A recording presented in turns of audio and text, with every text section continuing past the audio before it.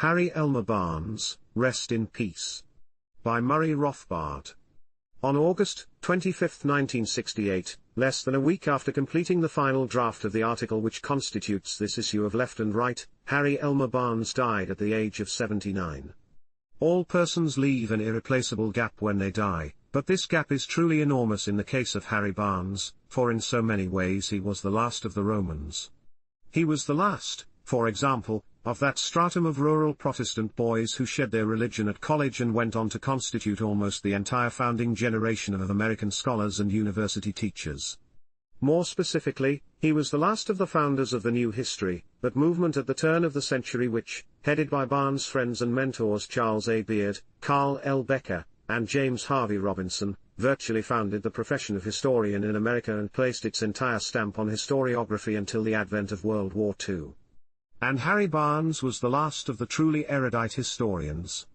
In a field of accelerating narrowness and specialization where the expert on France in the 1830s is likely to know next to nothing about what happened to France in the 1840s, Harry Barnes ranged over the entire field of historical study and vision. He was the complete historian, and it was the historical approach that informed his work in all the other social science disciplines in which he was so remarkably productive: sociology, criminology, religion, economics, current affairs, and social thought.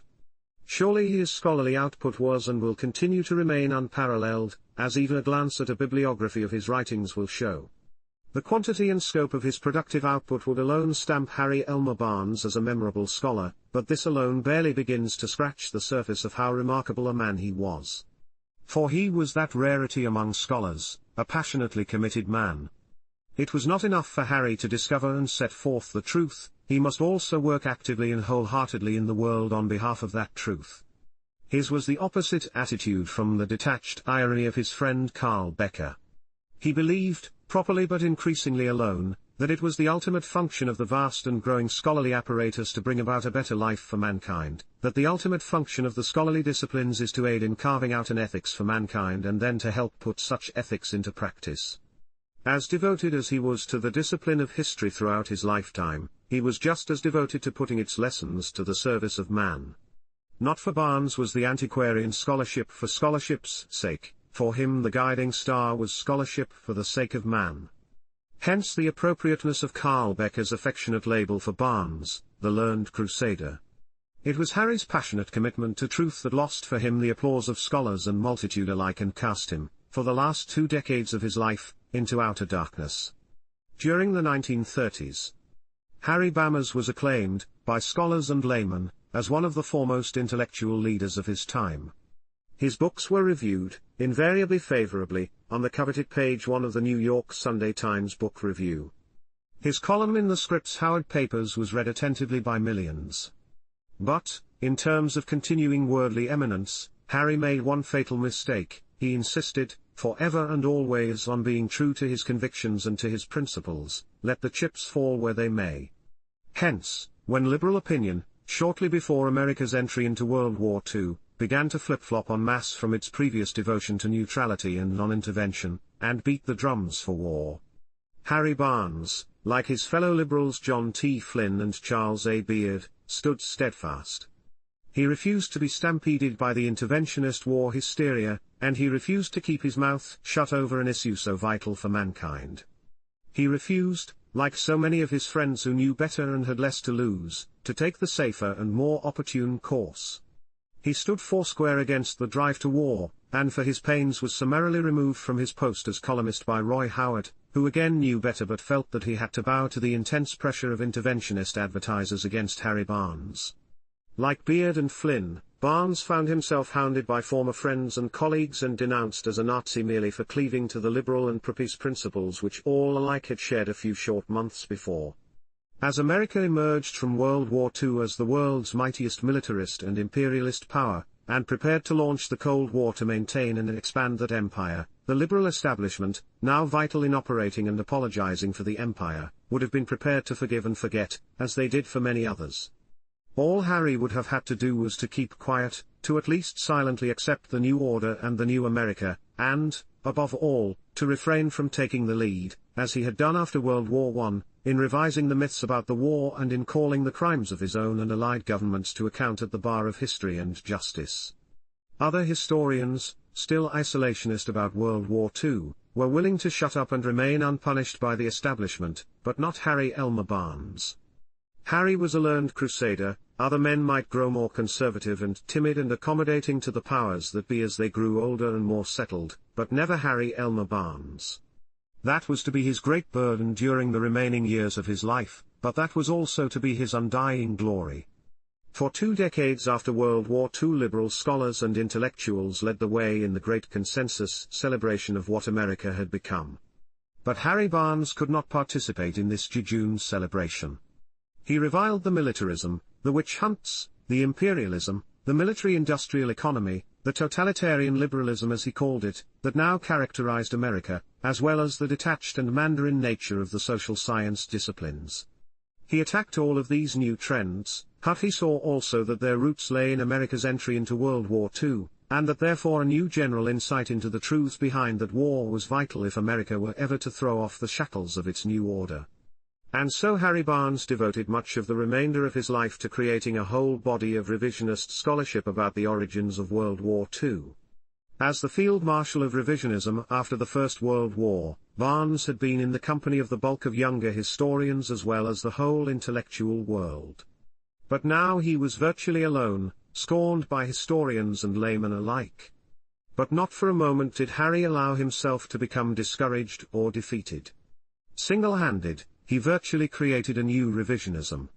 For every book and article revising the official myths about America and the Second World War, Harry Barnes was there in the forefront, discovering, inspiring, cajoling, admonishing, editing, promoting. He was the father and the catalyst for all of World War II revisionism, as well as personally writing numerous articles, editing and writing for the revisionist symposium Perpetual War for Perpetual Peace, and launching the whole struggle immediately after the war with the first of numerous editions of his hard-hitting, privately printed brochure. Struggle Against the Historical Blackout. Fortunately, Harry lived long enough to see the tide begin inexorably to turn among the historical profession, to see a new left emerge that is beginning to call into question not only America's current imperial wars but also World War II itself, especially in the work of William Appleman Williams and his students in modern American history. To his friends and colleagues, the fact that Harry lived to see the emergence of his own vindication after so many years, is the only slight consolation for suffering his loss. Friendship. This brings us to Harry's remarkable qualities as a teacher and as a friend. That Harry Barnes was one of the great teachers of his era is attested to by innumerable students, a large number loyal to the end despite fundamental disagreements on policies and points of view. His personal charm, his great generosity toward friends and students, as well as his own prodigious work and erudition, were able to inspire great loyalty and devotion among his students, and spur their own productive efforts. As a friend, Harry put all of us to shame with the quantity and quality of his letters. Surely here was one of the most remarkable letter writers of our time. Never could any of us write more than one letter for every 3 or 4 of Harry's, and in them he would pour forth a seemingly endless stream of learned and candid comment, analysis, news, criticism, and generous praise. For Harry, friendship was never casual or superficial, it was devoted and deeply felt, and to it he gave as much concern and passion as he poured into his work as an historian or as a crusader. Inevitably, then, these friendships were often stormy, and I don't believe there was any friend with whom Harry did not, at one time or other, break or almost break relations. But those who knew Harry only by reputation or in his uncompromising writings can never come to understand or savor Harry in person, as he unfailingly was, cheery, courteous, a witty and often ribald raconteur, a marvelous and lovable companion. We shall miss him terribly. Fortunately, Harry's friends and colleagues have, for several years, been at work on a festschrift, which has grown into a monumental testimonial volume describing and celebrating every aspect of Harry Barnes' life and work. Forthcoming soon, it will be entitled Harry Elmer Barnes, the Learned Crusader, and it is the sorrow of all of us that Harry, while having read all of the manuscript, did not have the opportunity to see it in print. The book deserves the widest possible audience. In the meanwhile, Left and Right is privileged to present what tragically turned out to be Harry Barnes' last work, a work which he believed to be the final word on the task which had occupied him for the last quarter of the century, the true story of Pearl Harbor. Characteristically, Harry spent literally years adding to, revising, and checking the entire article, so that it would pass the highest and most rigorous standards. His friend, the Pearl Harbor expert Commander Charles C. Hiles, helped immeasurably in repeated reading and checking over the material. We have been delighted and honored that Harry chose the pages of Left and Right to present what he proposed to be his final word on the subject, the culminating synthesis of a quarter century of revisionist inquiry. Some readers might ask, why? What's the point? Isn't this just a raking up of old coals? Aren't we merely pursuing antiquarian interest when we examine in such detail what happened over a quarter century ago? The answer is that this subject, far from being antiquarian, is crucial to the understanding of where we are now and how we got that way. For America's entry into World War II was the crucial act in expanding the United States from a republic into an empire, and in spreading that empire throughout the world, replacing the sagging British Empire in the process. Our entry into World War II was the crucial act in foisting a permanent militarization upon the economy and society, in bringing to the country a permanent garrison state, an overweening military-industrial complex, a permanent system of conscription. It was the crucial act in creating a mixed economy run by big government, a system of state monopoly capitalism run by the central government in collaboration with big business and big unionism. It was the crucial act in elevating presidential power, particularly in foreign affairs, to the role of single most despotic person in the history of the world. And, finally, World War II is the last war myth left, the myth that the old left clings to in pure desperation, the myth that here, at least, was a good war, here was a war in which America was in the right. World War II is the war thrown into our faces by the war-making establishment, as it tries, in each war that we face, to wrap itself in the mantle of good and righteous World War II. It is because of its enthusiasm for World War II and its leader, Franklin D. Roosevelt, that the old left has never been able to understand the straight and true line that leads from the New Deal and Franklin D. Roosevelt which they adore, to the Great Society and Lyndon Johnson which they despise. Lyndon B. Johnson is absolutely correct when he refers to FDR as his Big Daddy. The paternity is clear. It is this much-needed stripping away of the last remaining good war and good war president myth that Harry Elmer Barnes accomplishes in his final article. It is a fitting note for Harry to leave us, for it is in a cause for which Harry fought and suffered all of his life, the cause of peace and justice and historical truth. Murray N. Rothbard.